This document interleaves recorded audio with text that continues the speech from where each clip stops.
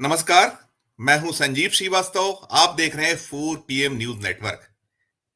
मोदी सरकार का दूसरे कार्यकाल का अंतिम बजट आज आ गया। उम्मीद थी कि यह बजट लोक लुभावना होगा। लोकसभा चुनाव की जो आने वाला लोकसभा चुनाव है उसकी चाशनी में डूबा उस रंग में सराबोर नजर आएगा, लेकिन ऐसा कुछ नहीं हुआ। सीतारमन, जो केंद्रीय वित्त मंत्री निर्मला सीतारमन जी ने जो बजट पेश किया, बिल्कुल सिंपल साधारण बजट रहा। ना कोई ऐसी लोक लुभावनी घोषणाएं हुई, ना ही जो उम्मीद थी कि जो टैक्स स्लैब्स हैं उसमें कुछ परिवर्तन होगा, वैसा कुछ नहीं हुआ। माना यह जा रहा है कि केंद्र की सरकार, मोदी सरकार, बजट से जनता को साधने के मूड में कतई नहीं है। उसने तो सुनिश्चित कर लिया है कि कैसे 400 पार पहुंचना है, और 400 पार पहुंचने के लिए शायद जनता को लुभाने से बेहतर ईडी, सीबीआई, इनकम टैक्स, चुनाव आयोग ये बेहतर हथियार है। और अभी तो देश में जो कुछ चल रहा है, अभी ईडी अपना पूरा जो उसका हर तरफ एक दबदबा, एक पूरी की एक धरपकड़ चल रही है।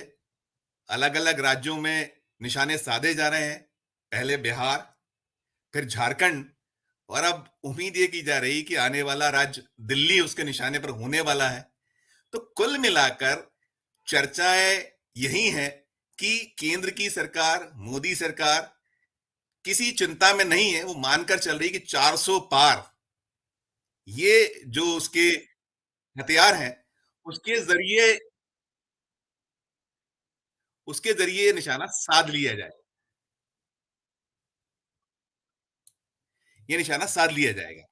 तो आज हम इसी विषय पर चर्चा करने जा रहे हैं। हमारा जो ये नियमित कार्यक्रम होता है, आज संजय सर नहीं है और ये दायित्व मेरे पास है, तो हम इसी पे चर्चा करने जा रहे हैं। हमारे साथ एक खास पैनल इस पूरी चर्चा पर जुड़ने जा रहा है, बल्कि जुड़ गया है। हमारे साथ राजनीतिक विश्लेषक विश्लेषक प्रोफेसर अखिल स्वामी जी हैं, वरिष्ठ पत्रकार शीतल पी सिंह साहब हैं, मीनू जी हैं, और बिलाल सब्जवारी साहब हैं। आप सभी का स्वागत है।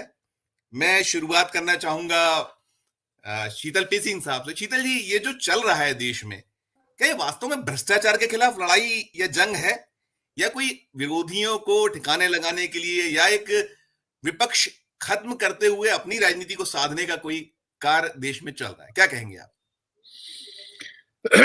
देखिए, ये तो सही है कि उन्होंने पहले नारा दिया था कांग्रेस मुक्त भारत, लेकिन अब तो वो बदल गया है, विपक्ष मुक्त भारत में बदल गया लगता है।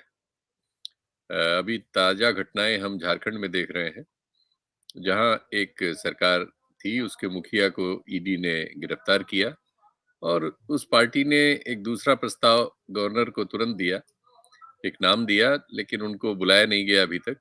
आज भी 2 बार वो लोग मिले हैं और आज उन्होंने अभी एक 43 विधायकों के साथ, वहाँ की जो बहुमत की संख्या है वो 42 है, 43 विधायकों के साथ एक वीडियो प्रस्तुत किया है गवर्नर को और सोशल मीडिया पर भी, कि भाई ये वजह क्या है कि आप मतलब इसको डिले कर रहे हैं। दूसरे, उन्होंने चूंकि जो मुख्यमंत्री थे वो जेल चले गए हैं, तो उनको तो आप कार्यभार उस तरह से दे नहीं सकते इंटरिम पीरियड में। तो और इंटरिम पीरियड में या तो राष्ट्रपति शासन हो वहाँ, ऐसा नहीं होता कहीं भी कि इंटरिम पीरियड वैक्यूम में हो, जब कोई वहाँ सत्ता ही ना हो। लेकिन झारखंड में इस समय ये एक परिस्थिति है। ये कॉन्स्टिट्यूशनली कितना सही है, ये एक सवाल है।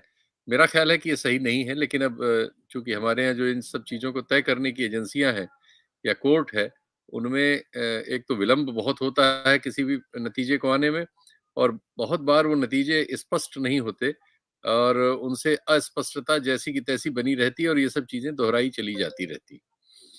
तो ऐसी सूरत में अब एक तो इस राज्य का मामला है, बाकी हम देख रहे हैं लगभग सभी विपक्षी दलों के यहाँ, जहां राज्य सरकारें विपक्ष के पास है, वहां कोई न कोई सीधे मुख्यमंत्री से जुड़ा हुआ, उनके परिवार का या वो स्वयं या बहुत करीबी, या कहा जाता है कुछ बिजनेस एसोसिएट, ऐसे सब लोगों की जांच ईडी के जरिए चल रही है। ऐसे बहुत सारे आरोप ईडी पर लगे हैं जिसमें कहा गया है कि करीब 95% केस उसने विपक्ष पर तामीर कर रखे हैं और 5% ही इधर उधर है।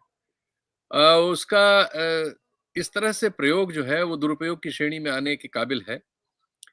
अब ये हो रहा है, जिस तरह से चुनाव छोटे मोटे हो रहे हैं उनमें भी सरकार की भागीदारी किस तरह की है वो चंडीगढ़ के म्युनिसिपल कॉर्पोरेशन के मेयर के चुनाव से दिखता है, जहां जो बहुमत में था उसके पक्ष के करीब 40% आपने वोट जो है इनवैलिड कर दिए। ऐसे तो फिर कोई चुनाव हो नहीं सकता। तो सारे मतों का करीब 25% मत आपने वो कर दिया, इनवैलिड कर दिया। ये इसमें जो वोट देते हैं वो कोई निरक्षर लोग नहीं है, एक टिक सिर्फ करना होती है। तो ये बिल्कुल माना जा सकता है कि इसमें असामान्य हुआ। लेकिन अब देखिए कोर्ट्स में गया है, कोर्ट्स में एक प्रोसेस है, वो प्रोसेस लंबी है। पहले सामने वाले को सुनने के लिए 3-4 हफ्ते दे दिए जाते हैं, कई बार महीने दे दिए जाते हैं। फिर वकीलों की अपनी उपस्थित या अनुपस्थित होती है, कई बार वो लोग टाइम ले लेते हैं, टाइम मिल जाता है।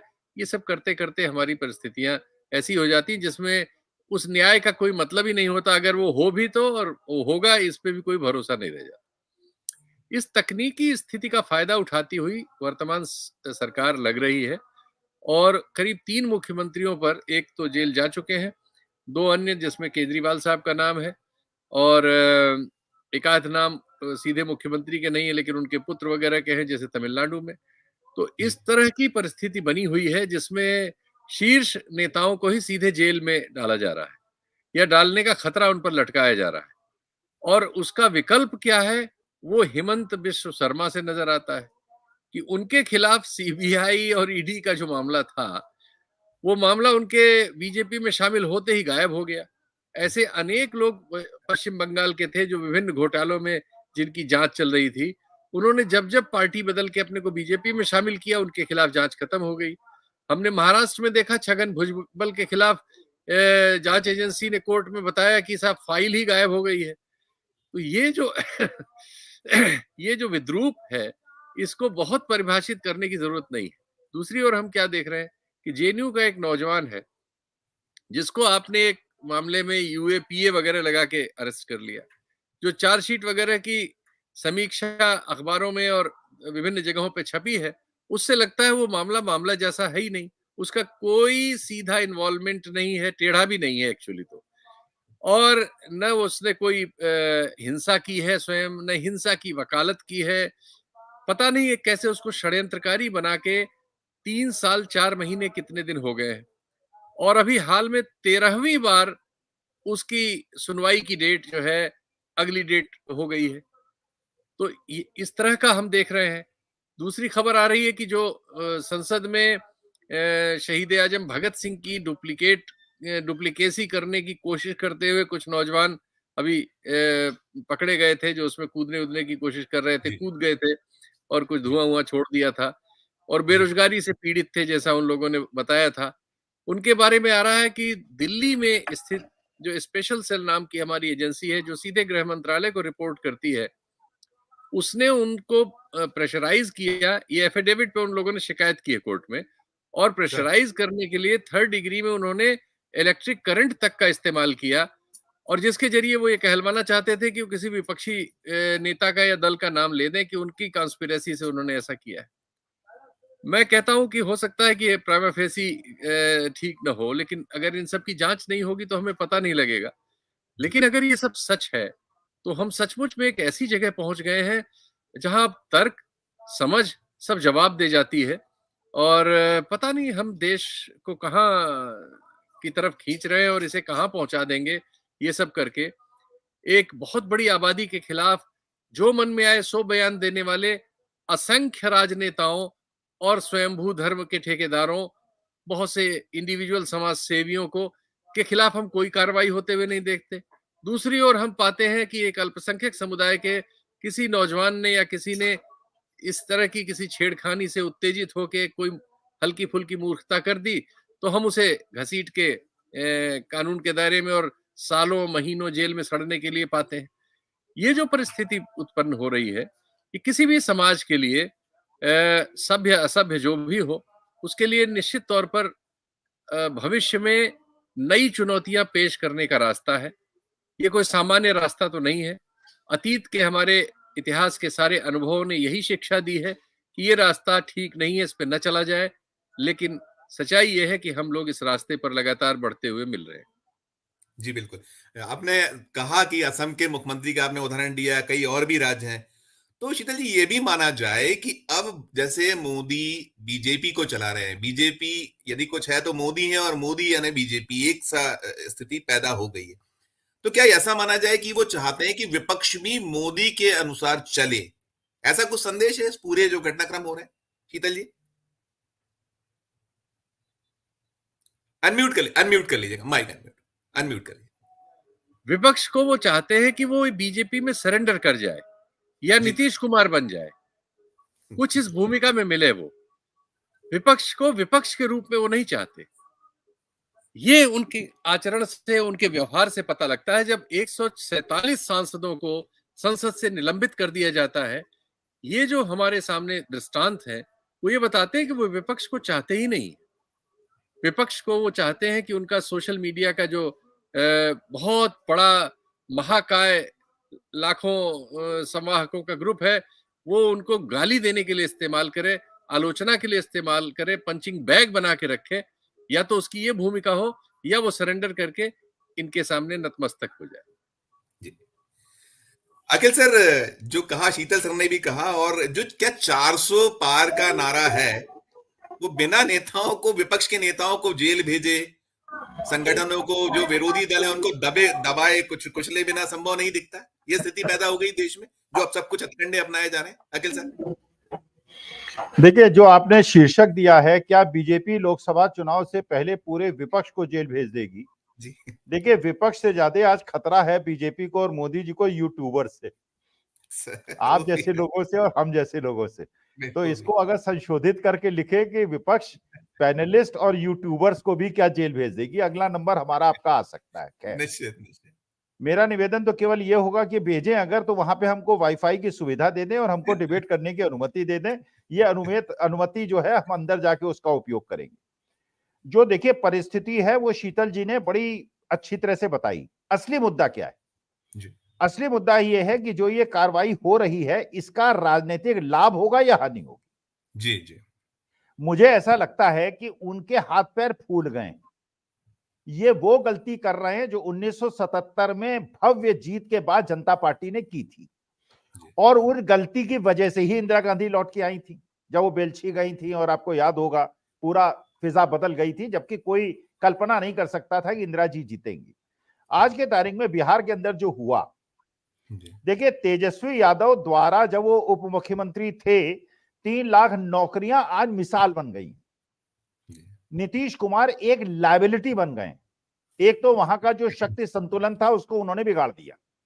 अब चिराग पासवान या सहनी साहब या बाकी लोग जो हैं वो परेशान हैं कि उनको सीट मिलेगी या नहीं मिलेगी। राहुल गांधी की जो पदयात्रा है उसको इतना ज्यादा समर्थन मिल रहा है, जो आपने वेस्ट बंगाल के अंदर भी देखा और बिहार के अंदर देखा, हाथ पैर फूल गए। जो इनके साथ हुआ है झारखंड के अंदर हेमंत सोरेन के साथ, आप सोचिए, जिस व्यक्ति को इन्होंने मुख्यमंत्री का नाम का प्रस्ताव भेजा है, उस व्यक्ति का जरा इतिहास पढ़ लीजिए। वो कहलाता है झारखंड का शेर। 1990 तक, आज तक इलेक्शन नहीं हारा है, और पहला इलेक्शन जीते थे वो इंडिपेंडेंट। और उस व्यक्ति का जीवन अगर आप देखिए, अच्छा, एक वहां की लोकल टोपोग्राफी को भी देखें, ज्योग्राफी को भी देखें, जहां से हेमंत सोरेन आते हैं वो क्षेत्र अलग है, और जहां से चंपई सोरेन आते हैं वो क्षेत्र अलग है। और चंपई सोरेन का जो इलाका है, वहां पे जितनी भी सीटें थी सब कांग्रेस जीती थी। उनको मुख्यमंत्री पद की शपथ न दिलाकर आप एक प्रकार से चंपई सोरेन और हेमंत सोरेन ने चाल खेली है, इससे बौखला गए हैं ये लोग। और जो बिहार के अंदर हुआ है, देखिए, अब आप सोचिए, 400 सीटों की बात छोड़ दीजिए, आपको केवल 30 सीटें कम करनी है, बाकी सब मैथमेटिक्स को खत्म कर दीजिए। अब आप क्या सोचते हैं, ये हरियाणा में 10 की 10 सीट मिलेंगी? दिल्ली के अंदर आम आदमी पार्टी और कांग्रेस के बीच में समझौता हो गया है। बिहार के अंदर 1 सीट मिली थी अपोजिशन को, 1। जी बिल्कुल। और वो भी सीट ऐसी है जहां पे हार की कोई संभावना नहीं है। और MIM ने जो ओवैसी साहब ने किया था उसकी वजह से बहुत सारी सीटें हारे थे।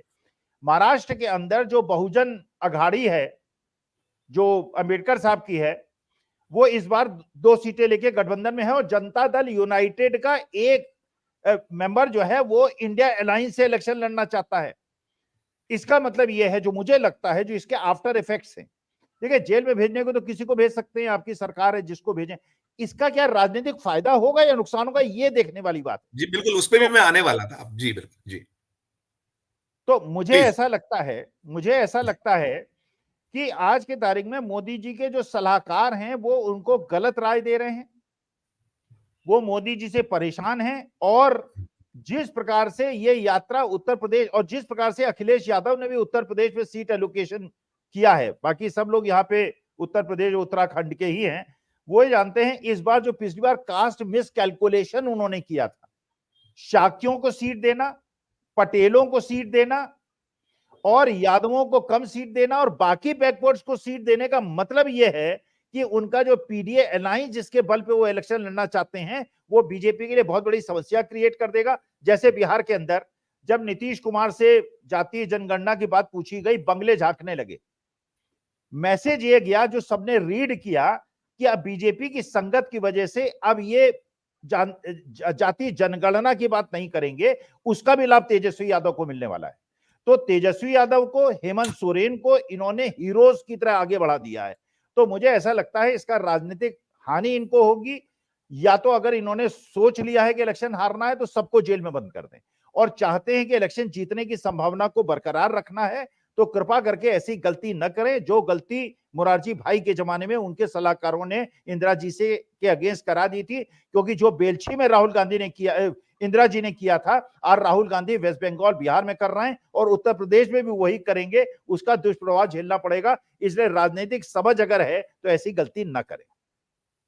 मीनू जी क्या कहिएगा, स्वामी साहब जो कह रहे हैं कि राजनीतिक गलती हो गई, चूक हो गई है, कैसे देखती हैं आप पूरे एपिसोड को? अनम्यूट कर लीजिएगा प्लीज, अनम्यूट करिए। जी, झारखंड को लेके कोई इनकी चूक नहीं हुई है, बहुत सोचा समझा, ये बहुत ज्यादा कैलकुलेटेड मूव है और सारा डिटेल शीतल पी सिंह जी ने बता ही दिया है कि क्या क्या इसके पीछे उनका सोच है। नंबर 1 तो विपक्ष का ही सोच है, जो आपका शीर्षक भी है।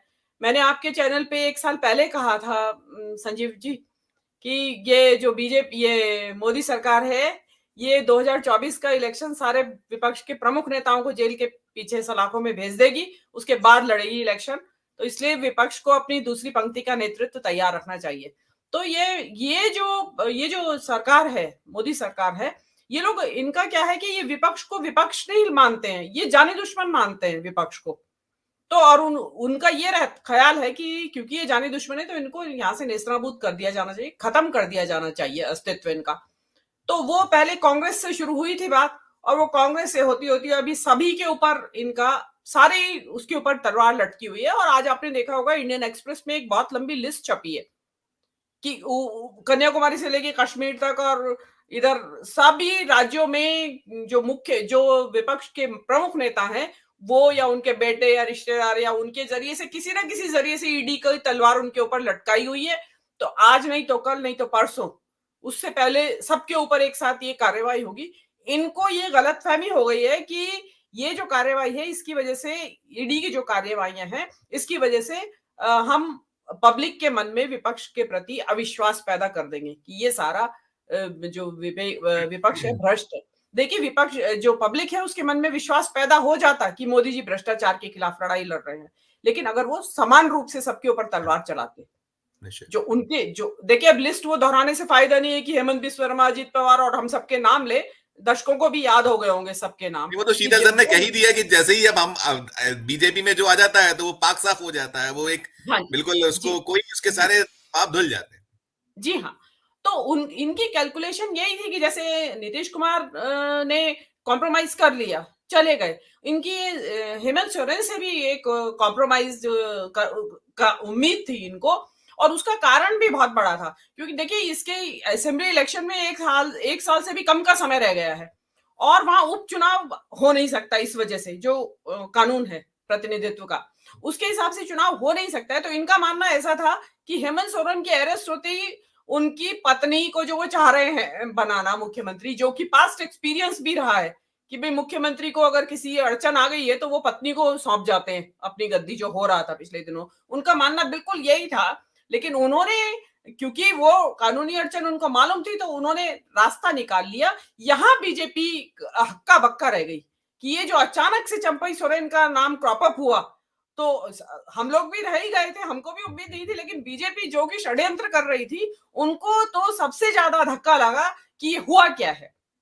तो उनका ये मानना था कि क्योंकि सोरेन की पत्नी तो बन नहीं पाएंगी, तो और परिवार में हड़कंप मचा हुआ है, झगड़ा मचा हुआ है, तो उसमें आप सिद्ध करें, वो सिद्ध करें, कुछ एमएलए इधर चले जाएं, कुछ एमएलए उधर चले जाएं, और ये लोग अपना ऑपरेशन लोटस वहां चला देंगे और सरकार अपनी बन जाएगी, या कुछ भी नहीं हुआ तो राष्ट्रपति शासन लगा दिया जाएगा। लेकिन वहां स्थिति ऐसी बन नहीं रही है अब, क्योंकि चंपई सोरेन और वो जो आपने बताया भी कि शायद आप में से किसी ने बताया कि वीडियो भी जारी कर दिया है उन्होंने 43 एमएलए के साथ में। तो हाँ जी जी, तो उससे अब इनको ये लग रहा है कि इसको रोके तो कैसे रोके, ये जिसको कहते हैं ना बूमरैंग हो गया।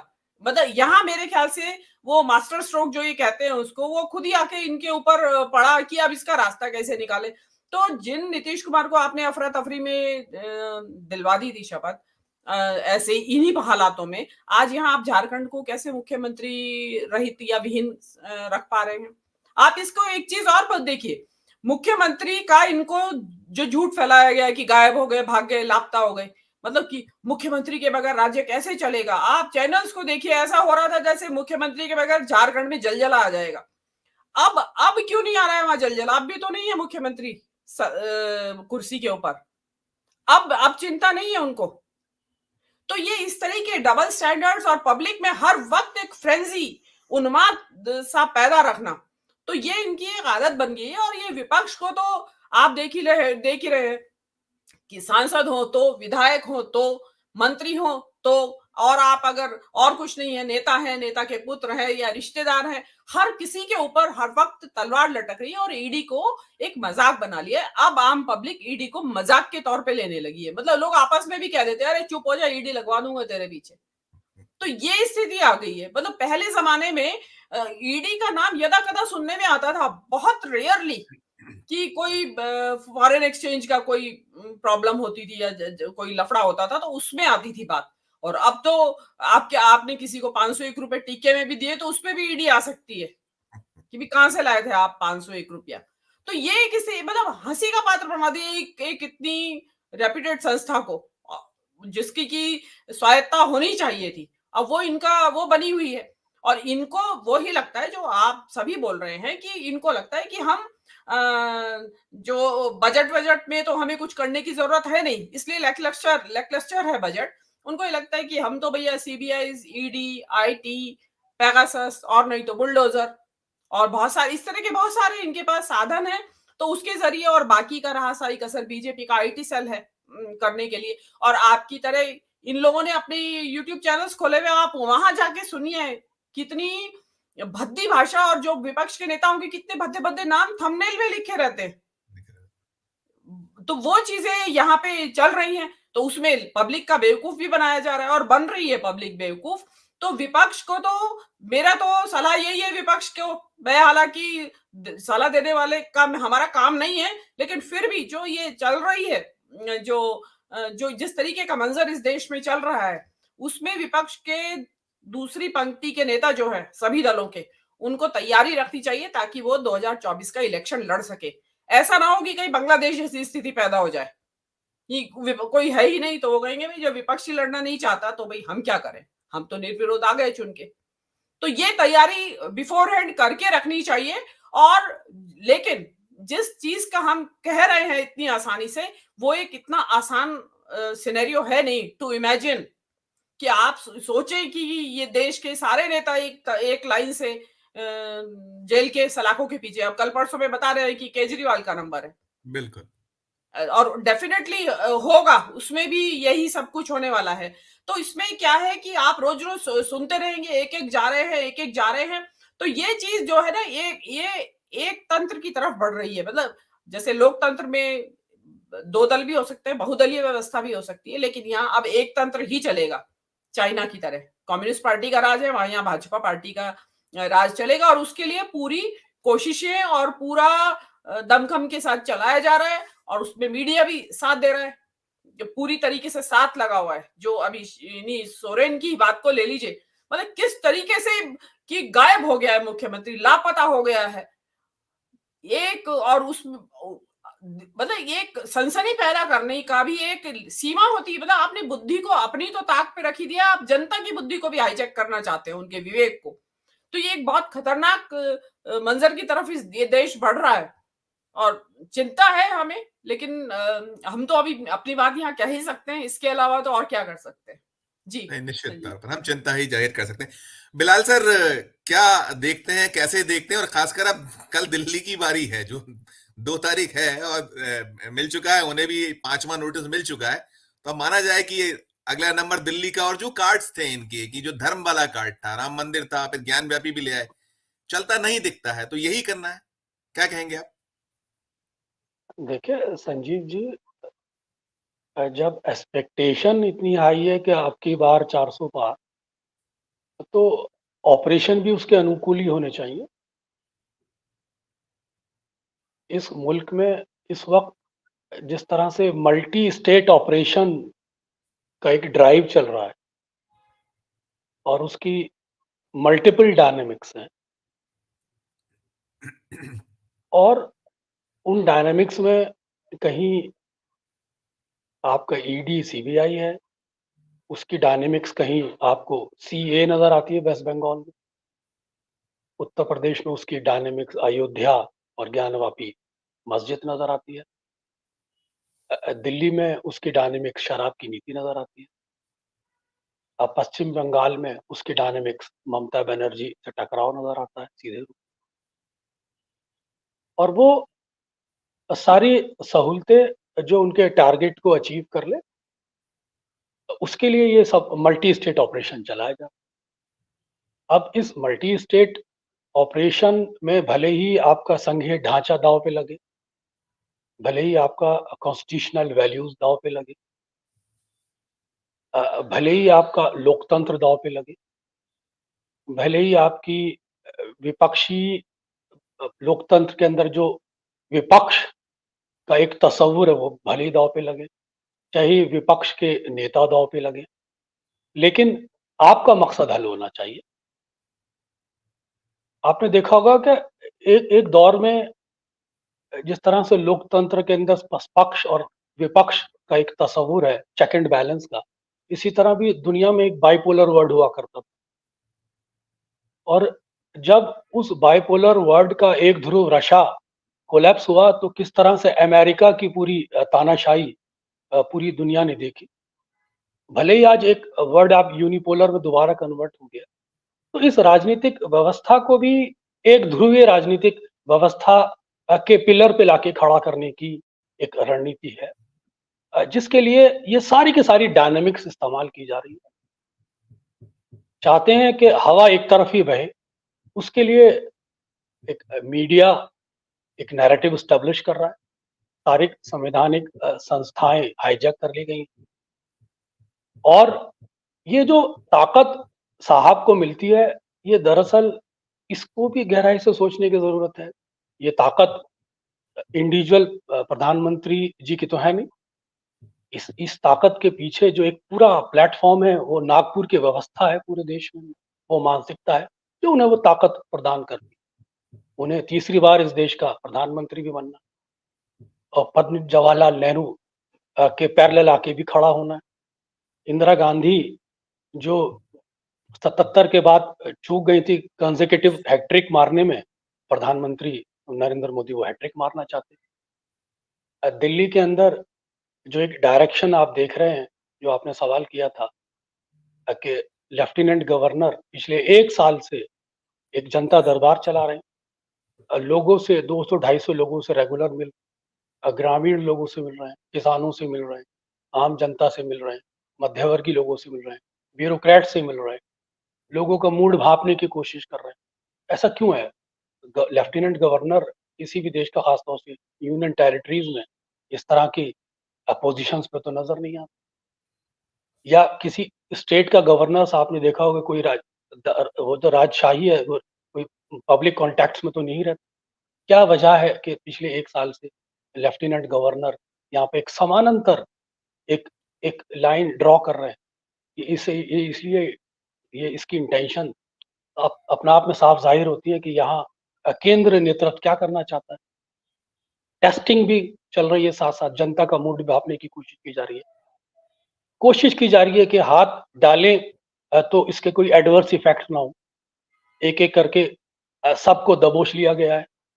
तो ये एक मल्टी स्टेट ऑपरेशन है जिसमें कॉन्स्टिट्यूशनल पोजीशंस को भी यूटिलाइज किया जा रहा है, दुरुपयोग किया जा रहा है, और एक एक ऐसा नैरेटिव बनाने की कोशिश की जा रही है कि इस पूरी कंट्री की पॉलिटिकल सिस्टम को एक एक जगह लाके एक इस लेवल पे लाके स्थापित करना चाहते हैं कि जहां विपक्ष तो बहुत दूर की चीज है, कोई विरोधी स्वर भी ना हो। तो ये एक अपने आप में बहुत ही संवेदनशील चीज है, जो जो जिस पर सिर्फ हिंदुस्तान नहीं बल्कि इंटरनेशनल थिंकर्स, देश के जो इंटेलेक्चुअल्स हैं, लिबरल थिंकर्स हैं, intellectuals intellectual I mean philosophers हैं, उन सब की नजरें लगी हुई हैं। हिंदुस्तान की जो डायनेमिक्स पॉलिटिक्स में जो चेंज हो रही है, उस पर सिर्फ ये मत सोचिए कि हिंदुस्तान के ही लोगों की नजर है, इंटरनेशनल लोग भी इसको बहुत खूबसूरती से मैनेज कर रहे हैं। तो ये एक इस उस दौर से गुजर रहा है हिंदुस्तान का लोकतंत्र, जहां पर इस पे इंटरनेशनल लेवल पे भी विचार हो रहा है, जहां पर आप देख रहे होंगे कि मिडिल ईस्ट में एक बेचैनी है। ईरान का एक जो मसला है पैलेस्तीन के साथ, फिर लेटेस्ट आपने पाकिस्तान के साथ देखा, किस तरह से चीजें बदल रही इंटरनेशनल लेवल पर, किस तरह से हिंदुस्तान का जो मूव है इंटरनेशनल लेवल पर डेमोक्रेसी को लेकर, उसकी डायमेंशन क्या है और उसकी इंटरनल डायमेंशन क्या है, इन सब के डिफरेंसेस को भी देखने की जरूरत है। तो कुल मिलाकर मैं यही कहना चाहूंगा कि ये एक लम्हे फिक्र है जिस पर बहुत ही गंभीरता से सोचने की जरूरत है, और एक भारतीय लोकतंत्र एक ऐसे दौर से गुजर रहा है जहां जरा सा भी अचूक हो गई तो हम इस लोकतंत्र के तसव्वुर से इस लोकतंत्र का जो हिंदुस्तान के अंदर तसव्वुर है उसको खो बैठे। बिल्कुल आप कह रहे हैं लोकतंत्र के तसव्वुर खो बैठेंगे। आपने दिल्ली का उदाहरण दिया, हम देख रहे हैं अभी जो 3 राज्यों में सरकार बनी है, भारतीय जनता पार्टी ने बनाई, चाहे वो मध्य प्रदेश हो, छत्तीसगढ़ हो, राजस्थान हो। मध्य प्रदेश तो हम देख रहे हैं साफ दिख रहा है, और यही चीज छत्तीसगढ़ राजस्थान से भी निकल कर आती है कि दिल्ली ही चला रहा है। छोटे छोटे निर्णय, हर छोटी से छोटी फाइल दिल्ली जाती है, वहां से ओके होती। शीतल जी, मैं आपके पास आना चाहूंगा, खासकर मैं उस विषय पर चाहूंगा आपकी टिप्पणी जो मल्लिका अर्जुन खड़गे जी ने अभी एक बड़ा गंभीर चिंता व्यक्त की थी कि अंतिम अवसर है, अंतिम मौका है। उनके बयान को भारतीय मतलब बहुत बयान को भाव नहीं मिल पाया, लेकिन बहुत गंभीर बात उन्होंने ये कही है कि अंतिम मौका है। कैसे देखते हैं, क्या उनकी चिंता आपने वैसे जाहिर की है, लेकिन और उसको अगर हम और तफसील से जानना चाहें तो क्या कहिएगा, क्या हम लोकतंत्र समाप्ति की ओर पहुंच गया है? मुझे तो लगता है मौका नहीं है, मुझे तो ये लगता है मौका नहीं बचा है। देखिए, जनता भी एक बड़े हिस्से में इसको समझ रही है। आप जंतर मंतर पर अभी ये जो मशीनों के धोखाधड़ी का मामला है, इसको लेके कोई पॉलिटिकल पार्टी नहीं, सर्टेन मतलब सामाजिक तौर पर काम करने वाले कुछ बुद्धिजीवी और कुछ समाज सेवी लोग, कुछ वकील वगैरह, इन सब लोगों ने एक कॉल दी और हजारों लोग वहां आए। इस देश की अब एक बहुसंख्यक जनता इस बारे में ये संख्या बढ़ती ही जा रही है, यकीन करने लगी है कि हमारे यहाँ ईवीएम वगैरह से गड़बड़ी करके चुनाव जीते जा रहे हैं। ये लोकतंत्र में एक बड़ा अविश्वास है, उसका एक संकेत है कि लोग ऐसा सोचने लगे हैं। मल्लिकार्जुन खड़गे इस देश की दूसरी सबसे बड़ी पार्टी के अध्यक्ष हैं जी। 12.5 करोड़ उनको वोट मिला है, कई राज्यों में उनकी सरकार है। वो अगर ये कह, और वो उनकी उम्र 82-84 साल की है, आजादी के बाद से ही वो किसी न किसी रूप में हमारी विधायिका और संसद में रहे हैं। अगर उनके अनुभव से उनको ये लग रहा है, तो हम लोग तो जो चीजें घट गई हैं और जो घट चुकी हैं, उनके आधार पर ये कह सकते हैं कि भारतीय जनता पार्टी अगर ये दावा कर रही है कि उसे 400 या 414 सीटें मिलने जा रही है, वो रिकॉर्ड तोड़ने जा रही है, तो इसके पीछे उसने आधारभूत संरचना पैदा कर ली।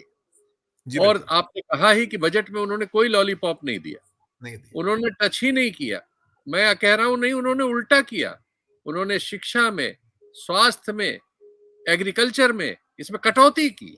बिल्कुल, बिल्कुल, बिल्कुल। उन्होंने इसमें कटौती की। उनमें ये साहस है, उनको ये पता है कि वो चुनावों को कैसे अपने पक्ष में बदल सकते हैं। इस दौर को वो दूसरों से बहुत आगे तक समझे हुए हैं, बहुत आगे तक उनकी तैयारी है। और हुआ यह है कि उन्होंने सारे पार्टियों के फाइनेंशियल मसल को क्रिपल किया है इन एजेंसीज के जरिए। इनको मुकदमों में ही नहीं फंसाया है। हम ये सच्चाई जानते हैं कि हमारे लोकतंत्र का ये सच है कि कोई भी चुनाव जो चुनाव आयोग की और देश की स्वीकृत तय सीमा है, उसमें नहीं लड़ा जा सकता। 30 लाख रुपए में विधायिका नहीं लड़ी जा सकती और 60-65 लाख रुपए में सांसदी नहीं लड़ी जा सकती। हम आप जानते हैं कि इनका 20 गुना 25 गुना ज्यादा खर्च होता है। 10-15 करोड़ 20 करोड़ से कम अब लोकसभा का कोई चुनाव नहीं होता, कहीं का नहीं होता। और बहुत जगहों का तो उससे भी बहुत ज्यादा का होता है। विधायक के भी चुनाव 2 से 5 करोड़ के बीच में जाते हैं। बहुत जगह तो इनके टिकटों की कीमत भी करोड़ों में है। कुछ पार्टियां टिकट भी बेचती हैं और कुछ दलाल लोग विभिन्न पार्टियों में सेटिंग वेटिंग कराते हैं, तो इन टिकटों की भी कीमत उससे ज्यादा है। तो ये आप समझ लीजिए कि ये सब जो खर्च होता है राजनीतिक रूप से, अगर विपक्ष के सारे दलों के आर्थिक आधारों पर एजेंसीज का हमला इस तरह से हो कि वो जेब में हाथ न डाल सके और देश के सारा पैसा देने वालों की लिस्ट सत्तारूढ़ दल के पास हो, उसने बॉन्ड निकाल रखे हो जिसमें उनको पैसा देना मजबूरी हो, इसके अलावा अपरोक्ष रूप से भी देना उन्हीं की मजबूरी हो, भ्रष्टाचार के जितने संकेंद्रण हो सकते हैं, जैसे करीब 10.5 लाख करोड़ के आसपास इंफ्रास्ट्रक्चर के टेंडर्स का है हमारे यहाँ, आप इसका 10% रख लीजिए तो 1 लाख करोड़ होता है। 1 लाख करोड़ ये पैसा पार्टी फंड अगर रखते हो या करप्शन में रखते हो, ये पैसा सत्तारूढ़ दल के ही लोगों को मिल सकता है, चूंकि वही ये टेंडर बांट रहे हैं। तो इस तरह से सीधा जो भ्रष्टाचार के जरिए हम चुनाव में धन के प्रयोग से फैसले बदलते हैं, वो ताकत एक तरफा हो चुकी है। कांग्रेस पार्टी पहली बार अपने इतिहास में चंदा मांगने निकली पब्लिक से। उसने लोगों से कहा कि हमें दीजिए इतने, मतलब छोटी रकम से बड़ी रकम तक, एक दिन का, ये सब उन्होंने कहा। 1 महीने का दीजिए, अपने सांसदों विधायकों से कहा। तो ये जो नौबत है, ये नौबत, इसके पीछे छुप बहुत गंभीर मतलब है। मुझे ये अब पूरा विश्वास हो चला है कि मध्य प्रदेश का चुनाव और छत्तीसगढ़ का चुनाव खरीद लिया गया। आज सिर्फ विधायकों को ही खरीदने की बात नहीं है, सिर्फ गवर्नर के जरिए सरकारों को टॉपल करने की बात नहीं है, मतदाताओं के मन को भी खरीदा जा सकता है। क्योंकि एक तरफ 80-82 करोड़ लोग आपके यहाँ इस तरह से हैं जो बेचारे जिंदा रहने के लिए सरकारी राशन, 5 किलो राशन पे मजबूर है। 10-12 करोड़ इसके अलावा लोग हैं जिनको राशन कार्ड मिला नहीं है, उनकी शिकायतें हैं। ऐसा नीति आयोग के एक पत्र में स्पष्टीकरण आया था कि 10 करोड़ से ज्यादा लोग ऐसे हैं जो कहते हैं कि वो राशन कार्ड के लायक हैं, लेकिन उनको मिलता नहीं। यानी करीब 90 करोड़ की आबादी हमारी ऐसी है जो इस 5 किलो के राशन के लिए मजबूर है। ऐसे लोगों के लिए अगर प्रति मत 500, 1000, 2000 रुपए कोई पार्टी पहुंचा सकती हो, उसके पास ये इंफ्रास्ट्रक्चर हो, उसके पास सरकार भी हो, तो आप समझिए फिर चुनाव की क्या स्थिति रह जाएगी। मुझे लगता है ये काम हो चुका है और ये सारी तैयारी है और ये बड़े आराम से वो करेंगे, इसमें कोई दिक्कत उनको नहीं होती। क्योंकि हम एकाएक देखते हैं कि सोशल मीडिया पे बहुत बड़े बड़े जो इन्फ्लुएंसर्स हैं, जिनके लाखों फॉलोअर हैं, वो आज से पहले सरकार की आलोचना करते हुए मिलते थे सालों साल, एकाएक उनका रंग बदल गया है और आप पा रहे हैं कि वो एकाएक सरकार में बहुत उन्होंने अच्छाइयां दिख रही हैं और लालू चारा चोर हो गए हैं और सोरेन जो है डकैत हो गया है, केजरीवाल ने घोटाला किया है, कांग्रेस तो घोटालेबाज है ही है। अब वो ये सब तर्क दे रहे हैं और उनमें से बहुत सारे लोगों को राम राम करते हुए भी पाया गया है। वो भी एक बहाना है शिफ्ट करने का कि हमारे धार्मिक आधारों पर हमला हो रहा है, ऐसे समय में नहीं बोलेंगे तो कब बोलेंगे। ये सब बहाने हैं, लेकिन असली चीज है कि सबकी जेब में, सबकी जीविका के लिए, सबकी और चीजों के लिए कुछ जेब गरम करने का सामान दाएं बाएं घूम रहा है। तो अब हमारे यहाँ ये खतरा हो गया है और हमारे इस पूरे सब कॉन्टिनेंट में खतरा हो गया है। बांग्लादेश के बारे में अभी किसी ने उल्लेख किया ही, वहां कोई चुनाव नहीं हुआ, क्योंकि इसलिए नहीं हुआ कि जो बात आज हम आप कर रहे हैं वहां का विपक्ष हमसे पहले कर चुका है और उसने ये मान लिया कि वहां भी चुनाव जो है लूट लिया जाता है, तो उसने चुनाव का बायकॉट किया और वहां विपक्ष के उम्मीदवार ही नहीं मिले चुनाव लड़ने के लिए, तो सरकार अपने आप लड़ी, अपने आप जीत गई। पाकिस्तान में आप देख रहे हैं कि प्रधानमंत्री जेल में है और उसे 15 साल 14 साल की सजा हो गई। तो ये पूरे इलाके में हमने, पूरे सब कॉन्टिनेंट में 47 के बाद जो आजादी पाई थी, अब हमने उसको लगभग खोने की तैयारी कर ली है। काफी हद तक हम खो चुके हैं और हो सकता है कि ये सचमुच में आखिरी चुनाव हो, ये कहने के लिए कि चुनाव भी हमारे यहाँ होते हैं। बाकी ये चुनाव किस तरह होगा, मुझे इस पे बहुत शंकाएं हैं। और जिस तरह का उन्होंने अपना सारे सिस्टम पर कब्जा कर लिया है, हमारे आपके पेशे पर जिस तरह से कब्जा किया है, किसी और की हम आप क्या बात करें। पूरे मीडिया को जिस तरह से हम आप पा रहे हैं, हम में से जिसकी भी उम्र 20-30 साल पत्रकारिता करते हुए बीती है या 40 साल बीती है, वो कभी ऐसे दृश्य की कल्पना कर सकता था? ऐसा कभी वक्त भी होगा?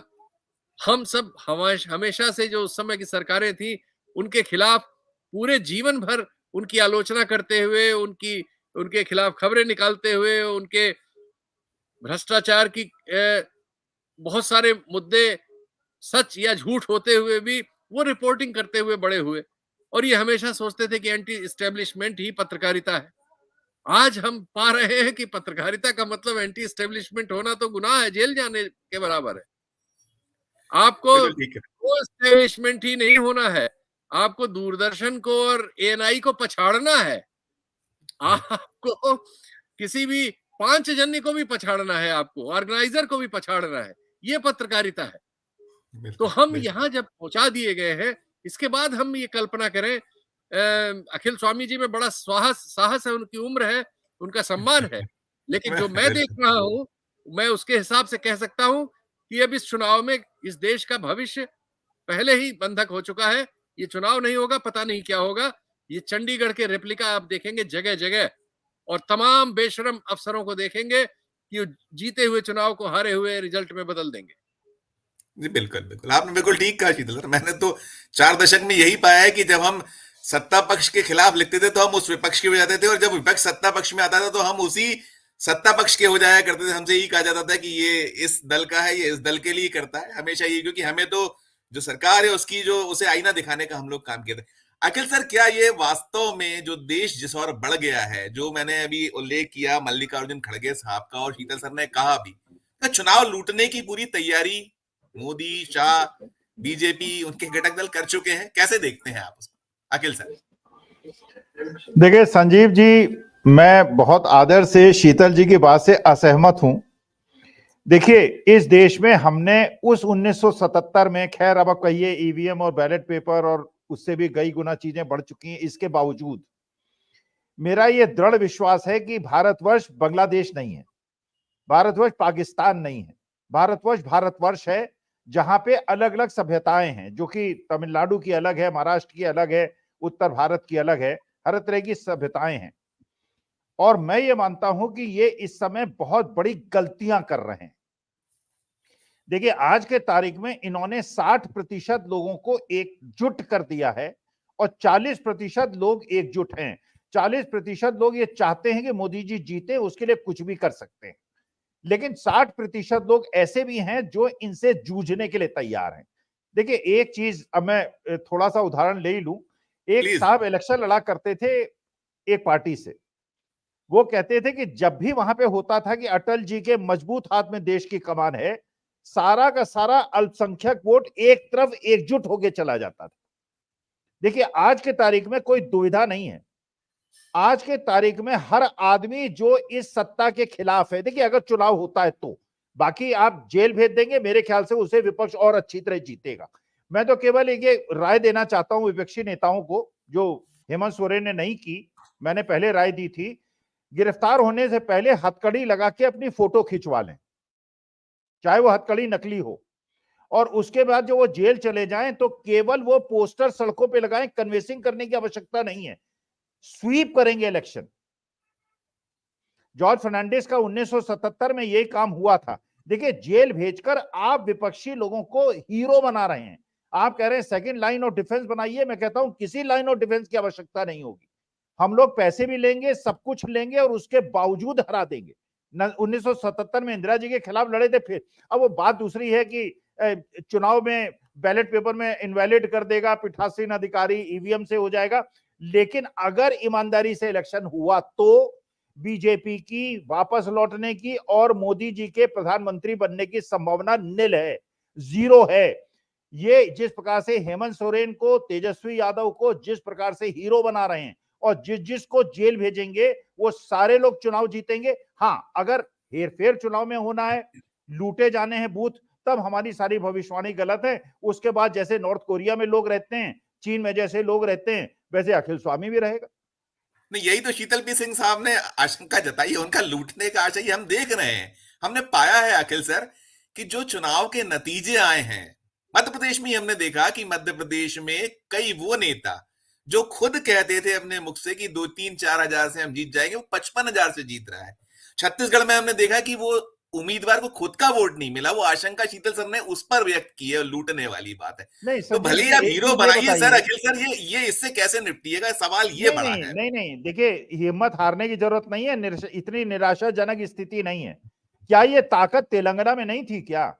तेलंगाना में जहां कांग्रेस तीसरे नंबर की पार्टी थी, केवल मोदी जी की एक नैरेटिव सेट करना है आखिर, नैरेटिव सेट करना है। उन्हें मालूम है कि हम है ही नहीं। अगर बिहार में नहीं करते, यदि इनके साथ में वहां के जो नीतीश कुमार नहीं आते, तो क्या ये फिर दावा कर पाते कि हम 40 की 40 जीत पाएंगे? अरे आप महाराज, ये नीतीश कुमार को लेकर अब इन्होंने अपनी 10-15 सीटें कम कर दी हैं। देखिए, निराशा मैं नहीं फैलाऊंगा, कतई नहीं फैलाऊंगा। आप तेलंगाना की बात कर रहे हैं, तीसरे नंबर की पार्टी स्वीप कर गई इलेक्शन। कर्नाटका में क्या हुआ, हिमाचल प्रदेश में क्या हुआ? देखिए, कुछ गलतियां मध्य प्रदेश, छत्तीसगढ़ में हुई और विधानसभा के चुनाव का भी विश्लेषण अगर आप करें, मध्य प्रदेश, छत्तीसगढ़ और राजस्थान के चुनाव का विश्लेषण करें, 20 सीटें कांग्रेस जीत रही है विधानसभा चुनाव के कैलकुलेशन के हिसाब से। पिछली बार केवल 3 सीटें जीती थी। पूरी जाट बेल्ट जो हरियाणा से लगी हुई है राजस्थान के, कांग्रेस ने स्वीप किया है। ईस्ट राजस्थान को छोड़ दीजिए, सेंट्रल राजस्थान को छोड़ दीजिए, जो बॉर्डरिंग राजस्थान है जहां जाट डोमिनेशन है, और हरियाणा के अंदर जिस प्रकार से आज की स्थिति है, देखिए 30 सीटें कम करनी है। 30 सीटों, देखिए एक ही है, अगर ईवीएम अगर बेईमानी हो रही है तो कोई बातें करने से कोई फायदा नहीं है। अगर एक प्रियजम्पशन लेके चलता हूं, आप केवल राजनीतिक रणनीति और कूटनीति से इलेक्शन लड़के लोगों को जेल भेज के जीतना चाहते हैं तो आप इलेक्शन हार जाएंगे। आप कैप्चर कर लीजिए, आप इलेक्शन को लूट लीजिए, वो अलग मुद्दा है। अगर लोगों को जेल भेजेंगे तो बीजेपी की हार अवश्य होगी। जेल भेज के बीजेपी बहुत बड़ी गलती कर रही है, ये मैं कह रहा हूं। नहीं, बिल्कुल ठीक है आप कह रहे हैं। मीनू जी, क्या आपको उम्मीद है, हम निराशा फैलाने जैसी बात नहीं करते, जो अखिल सर कहना है, हमारा निराशा फैलाना कतई उद्देश्य नहीं है, लेकिन जो हालात हैं फ्री एंड फेयर पोल्स को लेकर, आपको संभावना दिखती है? ये सब कुछ जो हो रहा है, इसमें क्या कुछ आप देखती हैं? जो शीतल सर ने भी आशंका व्यक्त की, हम लोग भी जो पा रहे थे, आप उसे कैसे, आपका नजरिया क्या है? मीनू जी, अनम्यूट कर लीजिए।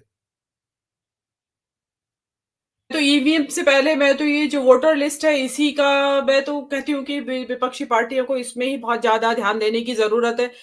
हर बार आप देखते हैं कि कुछ खास लोकेलिटीज का, कुछ खास समुदायों के पूरे मोहल्ले गायब होते हैं वोटर लिस्ट से।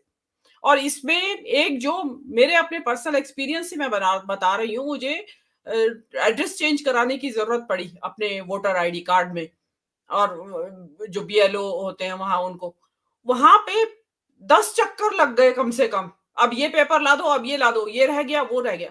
तो हम तो साधन संपन्न है, पेपर की फोटोकॉपी भी करा लाए, जानते भी है, पढ़े लिखे हैं, सब कुछ जानते हैं, और 10 चक्कर भी काट लिए, समय था क्योंकि हमारे पास। लेकिन जो गरीब आदमी है या जो लोअर मिडिल क्लास का आदमी है, जो इतना साधन संपन्न नहीं, जिसको अपनी रोजी रोटी की ज्यादा चिंता है बजाय अपने वोटर लिस्ट में नाम दर्ज कराने की, वो कैसे करेगा? तो मेरा तो ये कहना है कि जो विपक्षी दल हैं और जो उनको लगता है कि ये हमारे वोटर लिस्ट, हमारे ही वोटर्स गायब होते हैं वोटर लिस्ट से, उनको घर घर जाके खुद ये कमान संभालनी चाहिए कि सब जिन लोगों के नाम वोटर लिस्ट में नहीं है या कोई किसी तरह की कोई दिक्कत आ रही है, नाम बदलवाना है या सरनेम बदलवाना है, एड्रेस बदलवाना है या कुछ भी बदलवाना है, तो वहां से शुरुआत की जानी चाहिए, क्योंकि वहां पे भी उस स्तर पे भी एक बहुत बड़ा घोटाला होता है। और फिर उसके बाद आप ईवीएम की बात कर रहे हैं, ये बैलेट पेपर में बहुत बड़ा घोटाला है। अब तो बहुत सारे लोगों को कर दिया है कि दिव्यांग भी दे सकते हैं और सीनियर सिटीजन भी दे सकते हैं, एक कैटेगरी है। यहाँ पे उत्तराखंड में जो विधानसभा इलेक्शन उसमें बहुत बड़ा घोटाला हुआ। आर्मी के बैलेट पेपर्स भी एक आर्मी ऑफिस में ही वहां पे वो उसमें ठप्पे लगाता हुआ वीडियो वायरल हुआ, उनको यहाँ के भूतपूर्व मुख्यमंत्री ने, हरीश रावत ने वायरल भी किया। तो इसी तरीके से जहां जो घर घर जो ऑफिसर्स वोट लेने जा रहे थे, जिन लोगों को एंटाइटल्ड है, वहां पे किसी पार्टी के लोग, विपक्ष के लोग गए नहीं, खाली बीजेपी पार्टी के साथ गए उनके साथ। अब आप अंदाजा लगा लीजिए क्या हो सकता है और क्या नहीं हो सकता है। रही ईवीएम की बात, तो देखिए अगेन मैं तो ये कहती हूँ कि इसमें देखिए, क्योंकि बहुत सारी थियरीज सामने आ रही है, ये हो सकता है, वो हो सकता है, लेकिन इतने लोग अगर मैं ये कहती हूँ इंटेलेक्चुअल, लगता है मीनू जी संपर्क टूट गया है हमारा। बिलाल सर, इसे आप आगे बढ़ाइएगा, जो मेरा सवाल था उसी पे आपकी प्रतिक्रिया क्या है? देखिए संजीव जी, अगर एक संवेदनशील रूप से देश की राजनीतिक परिस्थितियों को या देश के हालात को, की संवेदनशीलता को, उसकी गंभीरता को, उसकी चुनौतियों को समझकर उसकी वास्तविकता को रखना अगर निराशा है, तो मैं इसे निराशा ही मानता हूँ। लेकिन मेरी नज़र में ये निराशा नहीं है, ये वास्तविकता का दर्शन कराना ही हमारी ज़िम्मेदारी है लोकतंत्र में लोगों को। किसी चीज़ के व्यावहारिक पहलू से आप जब तक लोकतंत्र में जनता को अवगत नहीं कराएँगे, तो उसकी वास्तविकताओं से लोग परिचित नहीं होंगे और जो आपकी मंशा है लोकतंत्र के प्रति, वो चीज़ें उभर के नहीं आएँगी। राजनीतिक दृष्टिकोण के स्तर, जो जो हालात हैं इस वक़्त देश के अंदर, उसके उसके अंदर बहुत सारे विचार इस वक़्त चल रहे हैं। उसमें एक एम्बेडकराइट थ्योरी भी है, उसमें जातिगत जनगणना के नैरेटिव्स भी हैं, उसमें माइनॉरिटीज़ का एट्रोसिटीज़ भी है, उसमें लोकतंत्र पर घटने वाली जो ये एक अपरिचित या कहिए ये घटनाएँ हैं, वो हमारे सब लोगों के सामने आ रही है। व्यवस्था के जो दोष हैं, ब्यूरोक्रेसी का जो रोल है, राजनीतिक चतुराई है, देश के अंदर काबिज़ रहने की एक जो लालच है, सत्ता में बने रहने की जो आकांक्षाएँ, इन इन सब चीज़ों को अगर आप गौर से देखें, तो यकीनन देश के अंदर अ, जो हालात हैं, या तो इसके अंदर एक क्रांतिकारी परिवर्तन की ज़रूरत है, या इसमें एक टकराव की ज़रूरत है। ताकि ताकि मौजूदा चुनौती को चेक एंड बैलेंस, जिसका जो चुनौती है, जिस स्तर की चुनौती है, उसका सामना किया जा सके, या तो उस टकराव की ज़रूरत। लेकिन जब आप टकराव करते हैं व्यावहारिकता के पहलू पर, तो वैचारिक दृष्टिकोण से तो आप मजबूत हैं, लेकिन व्यावहारिक शक्ति आपकी कमज़ोर कर दी गई है। तो उस व्यावहारिक शक्ति को आप दोबारा इस लोकतंत्र में उस टकराव के लिए कैसे पैदा करें, ये सारा खेल है विपक्ष का, और इसी से विपक्ष जूझ रहा है। तो ये वो वास्तविकता है जिस पर हमें लोगों को परिचित कराना है।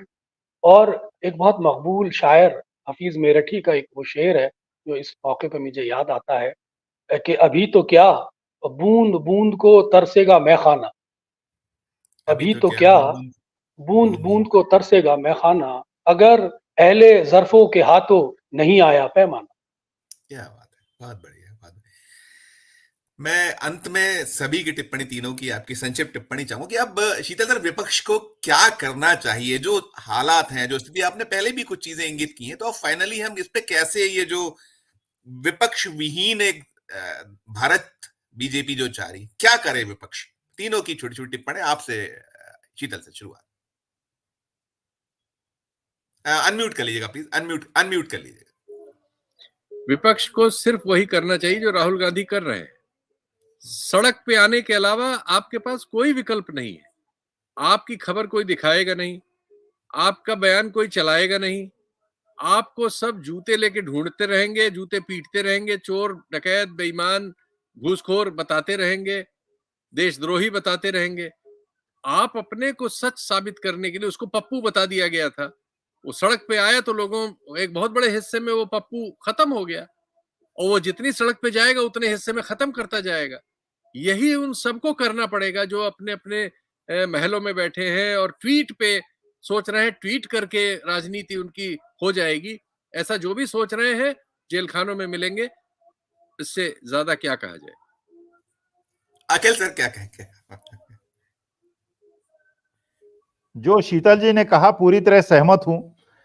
अपोजिशन को वही करना, लेकिन मैं थोड़ा आगे बढ़ता हूं, जो अपोजिशन को वही करना चाहिए जो कर सकता है वो कर रहा है जी आज। अच्छा, लेकिन मैं केवल देखिए, जो मैं एक निवेदन कर रहा था वो केवल एक निवेदन कर रहा था, प्लीज। हम अपने को बहुत बुद्धिमान न समझें। आपके Sure. ही कमेंट, इसी डिबेट के कमेंट में पढ़ रहा हूं, इसी डिबेट के कमेंट्स में पढ़िएगा आप, तो सब लोग ये कह रहे हैं हमसे ज्यादा बुद्धिमान है देश की जनता। जी जी वो हमें पाठ पढ़ा सकती है, हमको लोकतंत्र बता सकती है और सब कुछ बता सकती है। जो राहुल गांधी आज की तारीख में कर रहे हैं, अगर देखिए, अगर चुनाव बेईमानी हो गई तो बात खत्म, लेकिन जी। मैं उन लोगों को हतोत्साहित नहीं करना चाहता जो आशान्वित हैं, जो जटायु की तरह रावण से लड़ रहे हैं। वरना अगर इतनी निराशाजनक स्थिति हम बना देंगे कि नहीं जीती, वो तो कर लिया उन्होंने, सारा एडमिनिस्ट्रेशन उनके साथ, ईवीएम उनके साथ, बैलेट पेपर उनके, भाई वोट ही देने नहीं जाएंगे लोग, फिर वोट देने वही जाएंगे जो कि उनको चाहते हैं जिताना। मैं लोगों की आशाओं को कायम रखना चाहता हूं। राहुल गांधी संघर्ष कर रहे हैं, उनको पब्लिक का रिस्पांस मिल रहा है, और मैं संघर्ष करता रहूंगा, जटायु की तरह करता रहूंगा, लोगों का मनोबल बढ़ाता रहूंगा। हार जाएंगे तो जटायु की तरह प्राण त्याग दूंगा। क्या कहिएगा बिलाल सर? अब असल में हमने तो जितना भी रख सकते हैं अपनी अपनी बात रख दी है, और सभी पैनलिस्ट ने बहुत खूबसूरती से अपनी बात रखी है। लेकिन नटशेल तो यही है कि अब विपक्ष को अपनी राजनीति की दिशा, जहां सत्ता को हटाने के लिए ऊर्जा इस्तेमाल हो रही है, वो ऊर्जा अगर जनता के करीब जाने में लगा दे और विपक्ष खुद अपने आप को एक जनता का हिस्सा बना ले, जनता में मर्ज कर दे, तो वो खुद जनता एक इस सत्ता परिवर्तन में मददगार साबित हो जाएगी। ये बहुत अच्छी बात आपने कही कि जनता यदि मन बना ले तो सब कुछ संभव है। आप सभी का बहुत बहुत शुक्रिया। अखिल सर आपका, शीतल सर आपका, और बिलाल सर आपका बहुत बहुत धन्यवाद एक अच्छी चर्चा के लिए। तो ये थी आज की हमारी चर्चा, जिसमें साफ निकल कर आता है कि उम्मीद खोने की जरूरत नहीं है, उम्मीद पर दुनिया कायम है। और यदि जनता ने अपना जो एक जागृत होने की जो बात है वो जागृत रही, जागृत रहती है, और ये जो कुछ हो रहा है उसके खिलाफ अपना जो उसका अपना मत है, जो चाहती है वो करती है, तो कोई भी चीज असंभव नहीं है। जो कर रहे हैं, जिनको जो करना है वो करते रहें, लेकिन इस देश का लोकतंत्र सुरक्षित रहेगा, उस पर आंच नहीं आएगी। आज की चर्चा में इतना ही। हम फिर किसी नए विषय के साथ आपके समक्ष पुनः उपस्थित होंगे। हमारे आज की ये चर्चा आपको कैसी लगी? यदि आपको अच्छी लगी तो जरूर इस पे अपना कमेंट कीजिए, हमारे इस वीडियो के डिस्क्रिप्शन में जाकर अपना हमें सहयोग दीजिए, और देखते रहिए 4 PM न्यूज नेटवर्क। धन्यवाद, नमस्कार।